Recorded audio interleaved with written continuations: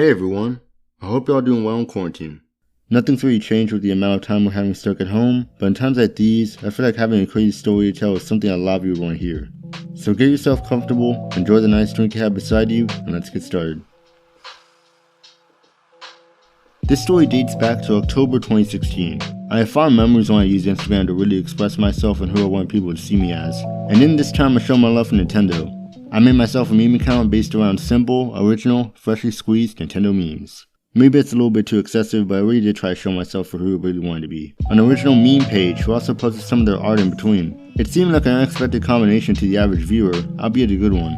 But because of my presence, I made some good friends on there, who like me were also Nintendo meme accounts, although much bigger and well known than me.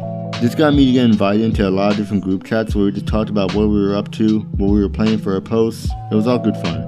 But then there were the times where I heard some serious stuff in a group chat that would hit me out of nowhere and probably everyone else. Times where someone I knew would tell everyone in the group chat that something crazy just happened to them or that they witnessed something insane. And that's how today's story became something that I fondly remember the details of to this day.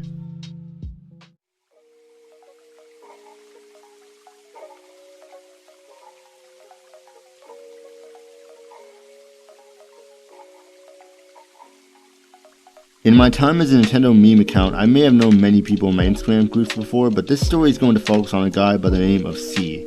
C was another meme account, while some of the people in my groups varied. Some were meme accounts based on Pokemon, and others were accounts that hosted Survivor-type game shows.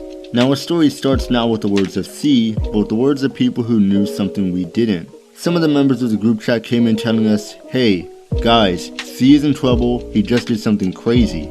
So me and everyone else were asking, what do you mean, what did he do? We went back and forth with this for a little bit until C actually came into the group chat and sent a short video. He posted this in the group and on his account page.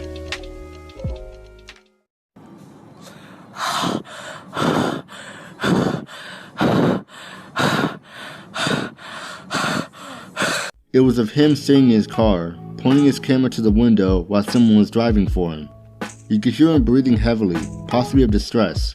In the captions of his post, he said to follow his personal account, implying something was going on. This was really shocking for all of us, and it just added on to the questions we were asking. So what led to this? What led to him breathing heavily in the seat of his car? Well, eventually people just started saying he stole something, and I honestly didn't know what to think. At this point I was just asking myself, what is even going on here? Well, soon enough, C started telling us what the situation was, what he stole, and the silly reason why he did it. And we all listened.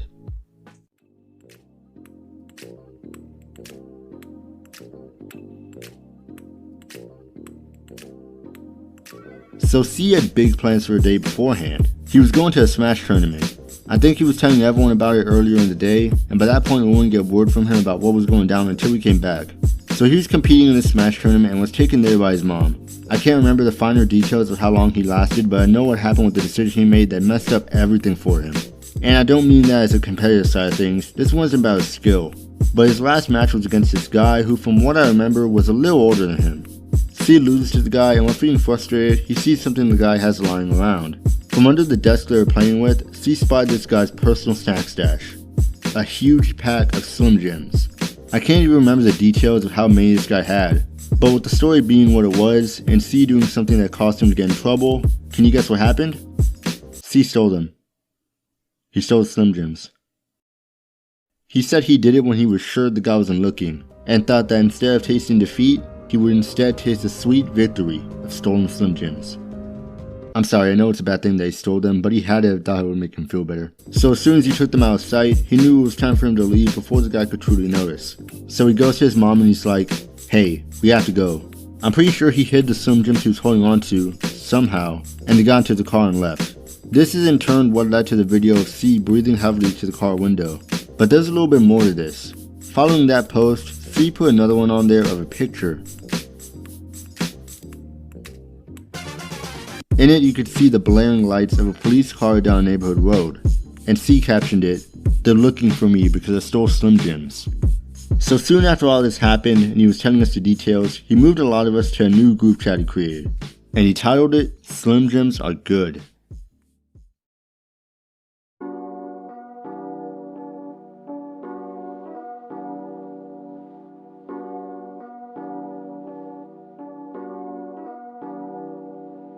He told us a few more things about what it led down to and what it was going to mean for him and his family.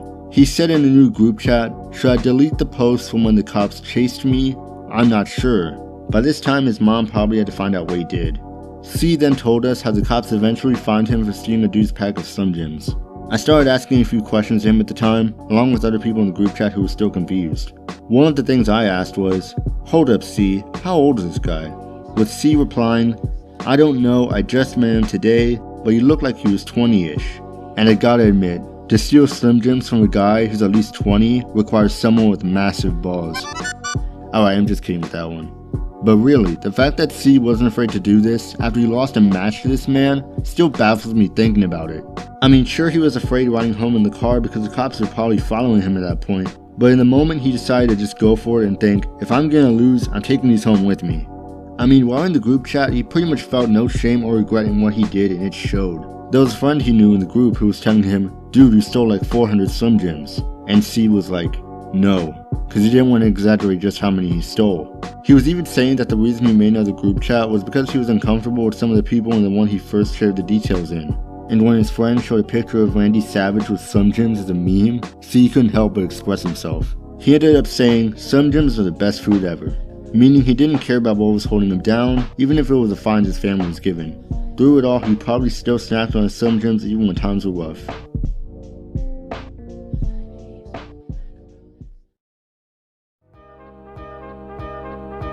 It's been a long time since I talked to anybody on Instagram from my old account, but I used the time I had and tried getting a few more details for the story by DMing C personally. I mainly wanted to know if I could get the news of what happened with the fines, but he always kept telling me, "Let me know when," as in let me know when you're ready to hear everything. I was basically telling him I was ready whenever, but so far he hasn't given me anything. I did tell him how the details of the story were for a video I wanted to do, so I guess in that sense I got his permission to use it, and in turn got it approved by him. C, if you're watching this video, I hope you're doing well, man. Hopefully that pack of Slim Jims got you through the fines you were battling. And with that, C's story comes to a close. I hope you guys enjoyed this story time, and if you want to hear more, which I'd be happy to do in the future, you can always subscribe and hit the bell to stay notified. I'd really appreciate it. Until next time, this is Zach and Oro. I'll see you guys.